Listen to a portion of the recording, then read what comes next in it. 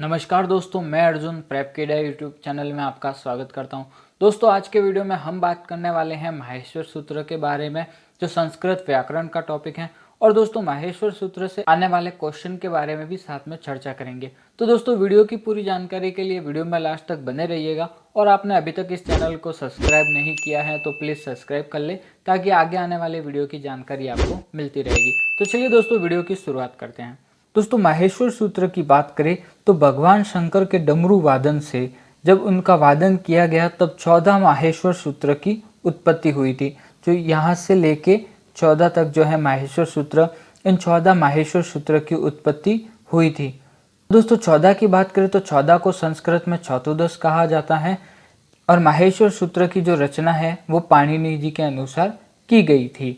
अब बात करें माहेश्वर सूत्र की, तो माहेश्वर सूत्र को है जो निनाद के अनुसार 9:5 में विभाजन किया गया था। जब प्रथम बार डमरू वादन किया गया तब 9 सूत्र की स्थापना हुई थी। जो ये है कि इन 9 सूत्र की स्थापना की गई थी।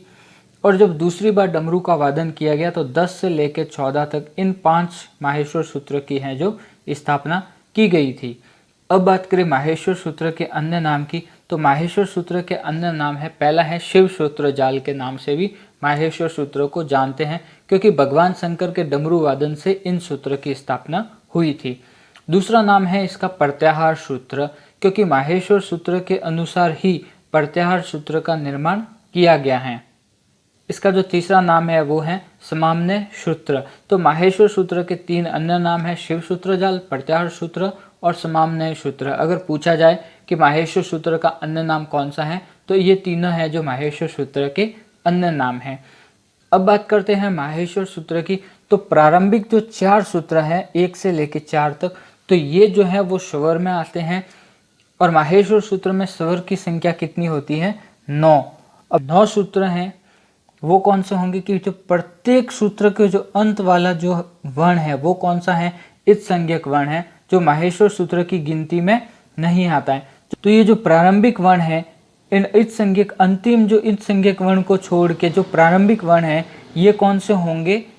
माहेश्वर सूत्र के स्वर होंगे। कौन से? 9 स्वर जो हैं, अ ई उ रील री ए ओ ऐ औ। तो ये कौन से होंगे? जो माहेश्वर के स्वर होंगे।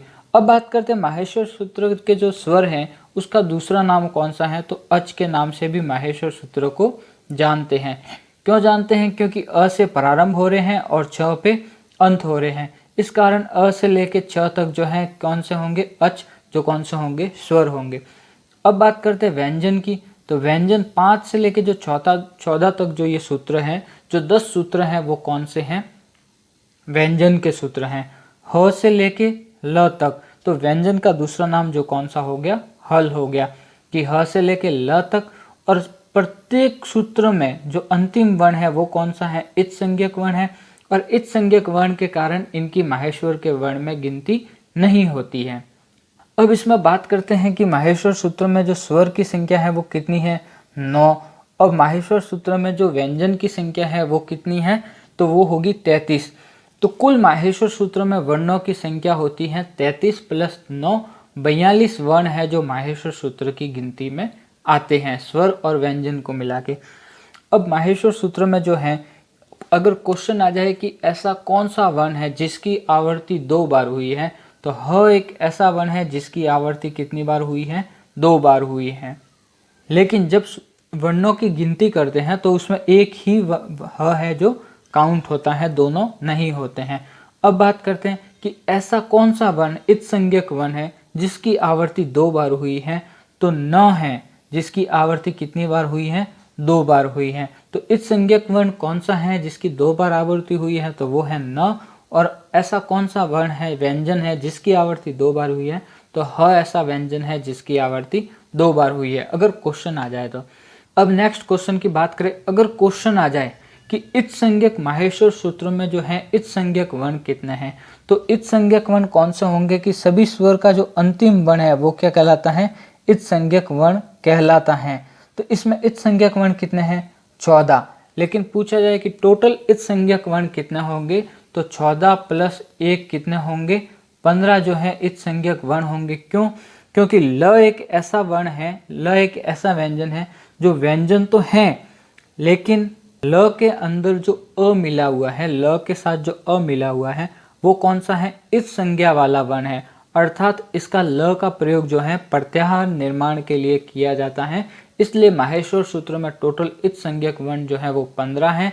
सभी वर्ण के जो है सभी सूत्र का अंतिम वर्ण और साथ में जो है एक ल है जो कौन सा होगा?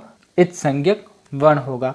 सभी जो अंतिम वर्ण है इनका लोप किसके द्वारा होता है? तो अंतिम वर्ण का लोप जो होता है हलन्त्यम सूत्र से तस्य लोप या इच संज्ञा हो जाती है, जिसके कारण इनकी गिनती नहीं हो जाती। ये क्या है? अंतिम वर्ण ये तस्य लोप हो जाते हैं और गिनती होती है जो प्रारंभिक वर्णों की होती है। तो माहेश्वर सूत्र में कुल स्वर 9 है और व्यंजन कितने हैं? 33 हैं और टोटल जो वर्ण है माहेश्वर सूत्र में वो कितने हैं?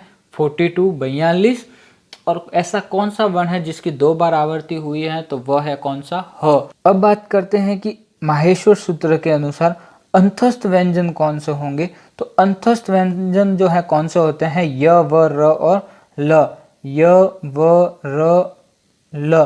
ट की गिनती नहीं होगी क्योंकि इच संज्ञक के वर्ण है तो इसका हलंतम सूत्र द्वारा तस्य लोप हो जाता है। तो य से लेके न तक तो कौन सा होगा? यण वर्ण जो होगा वो कौन सा होगा? अंतस्थ व्यंजन होगा। अब बात करते हैं उष्ण व्यंजन की।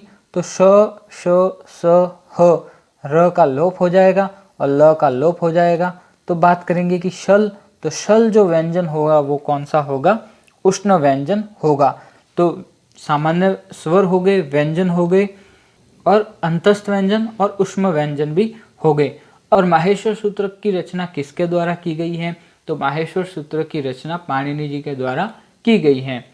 और बात करें कि किसके द्वारा जो इनकी है रचना की उत्पत्ति हुई है, तो डमरू के जो ढक्काव है उसका जब वादन किया गया तो माहेश्वर सूत्र की उत्पत्ति हुई। माहेश्वर सूत्र के अन्य नाम कितने हैं? तो 3 इसके अन्य नाम हैं, शिव सूत्र जाल, प्रत्याहार सूत्र और समाम्नय सूत्र। तो दोस्तों ये माहेश्वर सूत्र के बारे में जानकारी थी। और दोस्तों अगर आपको ये वीडियो पसंद आए तो चैनल को सब्सक्राइब जरूर करना और वीडियो को लाइक ज़रूर करना। और दोस्तों कमेंट बॉक्स में अपनी राय ज़रूर देना कि आपको ये वीडियो कैसा लगा। और दोस्तों आप इस माहेश्वर सूत्र का स्क्रीनशॉट लेके इसे लिख सकते हैं। और दोस्तों आगे जो वीडियो आएगा वो माहेश्वर सूत्रों को याद करने की ट्रिक के ऊपर लेकर आऊँगा। तो दोस्तों प्लीज़ चैनल को सब्सक्राइब जरूर कीजिए ताकि आपको वीडियो की जानकारी, आगे आने वाले वीडियो की जानकारी मिलती रहेगी। थैंक यू दोस्तों।